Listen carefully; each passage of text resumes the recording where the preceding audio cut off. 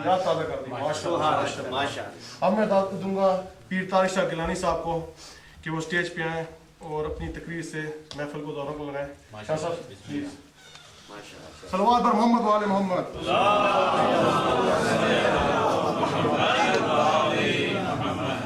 सलात अस्सलाम मोहम्मद वाले मोहम्मद व सहाबल ताहिरीन।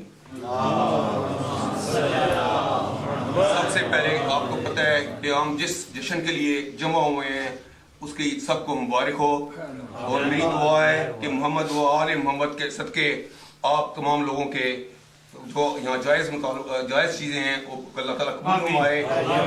मैं सिर्फ दुआ वगैरह के लिए यहाँ आता हूँ। जिन लोगों ने और हज़रात ने दुआ के लिए कहा है वो करवाने के लिए आया हूँ। उलमा इकराम बैठे हुए हैं, वो आपको जनाब रसूल मौला सल्लल्लाहु अलैहि वसल्लम की ज़िंदगी के बारे में और दीगर चीज़ों के बारे में बताएंगे। वो ज़िंदगी खुदा की कसम ज़िंदगी नहीं जिस ज़िंदगी में अक्सर हयात नबी नहीं। सबसे पहले आप सूरत फातिहा पढ़ लें। जो पाकिस्तान में पाक फौज के जवान शहीद हो रहे हैं और दीगर मज़लूमीन शहीद हो रहे हैं, और हाज़रीन महफिल और दीगर हज़रात के महरूमीन के लिए सूरत फातिहा पढ़ें।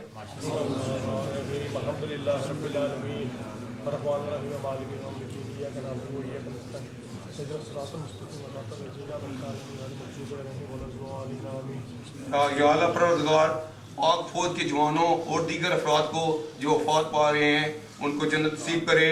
और आपको पता ही है जब भी हम दुआ करते हैं अल्लाह के फजल पर नारे तकबीर, नारे तकबीर, नारे रिसालत, नारे रिसालत, नारे हैदरी,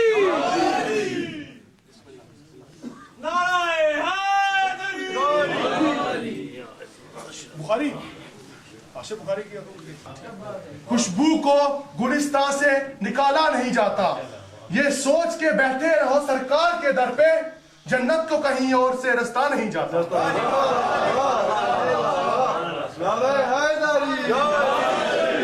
ये सरकार का लंगर आएगा उसके बारे में दो जुमले करूं। सरकार के लंगर की ये तासीर है नासिर, सरकार के लंगर की ये तासीर है नासिर, खैरों का मेरे मुंह में नवाला नहीं जाता।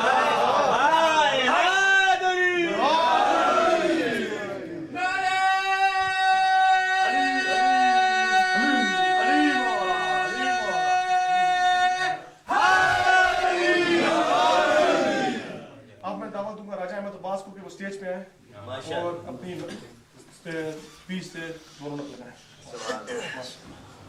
सलवात पर मोहम्मद वाले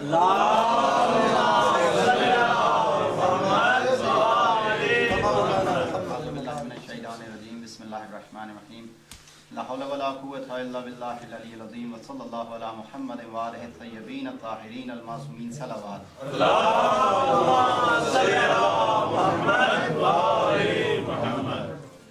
ये दिन जो अल्हम्दुलिल्लाह आज हम सब मुसलमान भाई मिलकर बैठे हैं, जो हम ये दिन मना रहे हैं, हर किसी ने अपनी अपनी ज़बान में मद्दाह ख़ानी की या सरकार दो आलम की। मेरा ये अकीदा है कि सरकार की मद्दाह हो सकती ही नहीं है, माशाअल्लाह। इसलिए कि मद्दाह उसकी हो सकती है जिसको कोई जानता हो, जिसको कोई पहचानता हो। क्या मतलब है इसका? आपके सामने सरकार दो आलम की एक हदीस बयान करता हूँ, सरकार दो आलम की एक गुलाम की। आप उस गुलाम की अजमत का अंदाज़ा लगाएं, फिर खुद सोचिए कि सरकार दो आलम की अजमत का क्या हाल होगा।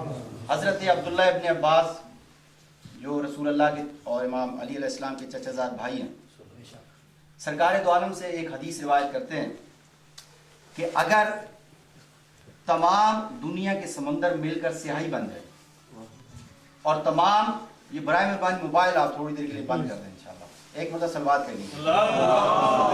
नारे तकबीर, अल्लाहु अकबर, नारे रिसालत, या सल्लल्लाह, नारे हैदरी, या अली।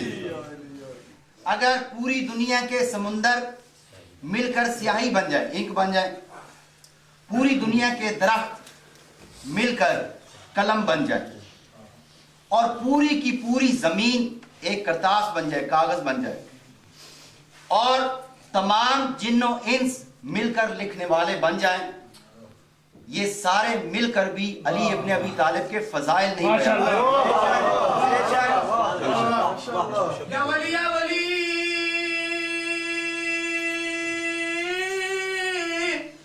یا ولی یا ولی،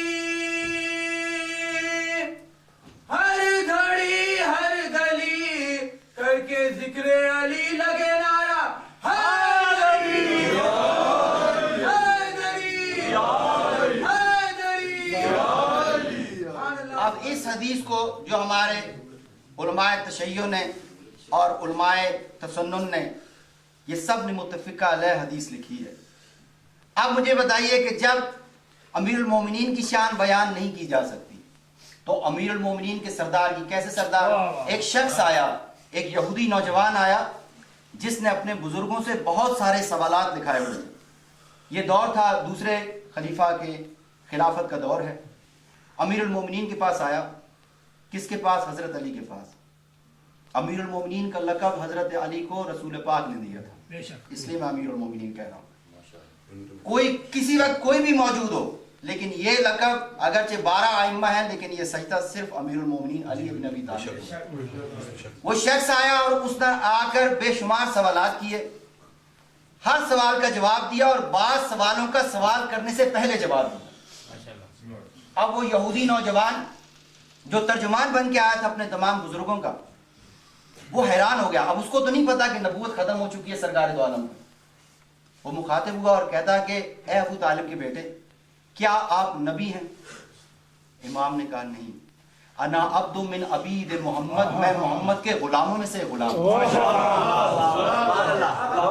جس غلام کی عزت و عظمت بیان نہیں کی جا سکتی، اس کے آقا کی عظمت کا کیا عالم ہو، اور جس آقا کی عظمت بیان نہیں کی جا سکتی اس کے خالق کا عالم کیا ہو۔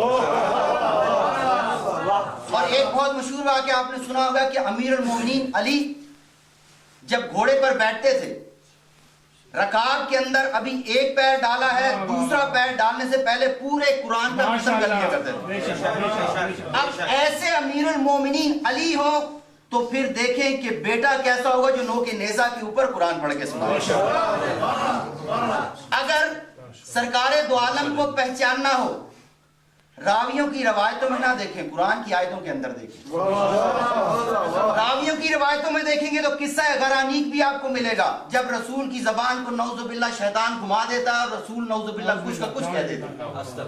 یا آپ کو اگر راویوں کی روایتوں میں دیکھیں گے قرآن کو اور اہل بیت کو ساتھ نہ رکھیں گے تو پھر آپ کو کیسا رسول ملے گا جس کے اوپر جادو ہو جاتا ہے، کھانا کھا لیتا ہے تو اس کو پتہ نہیں ہوتا کہ کھانا کھایا ہے، نماز پڑھ لیتے تو پتہ نہیں زہر کی نماز پڑھی ہے کہ نہیں پڑھی۔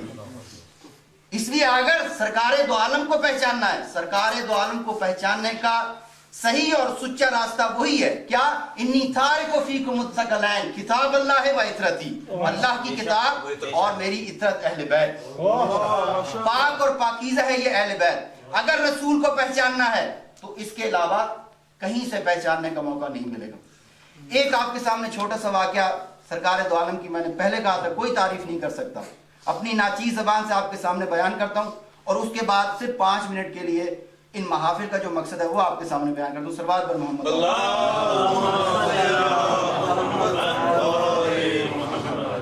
قصہ حضرت یوسف علیہ السلام آپ سب نے، ہم سب نے سنا ہے، پڑھا ہے قرآن کریم میں۔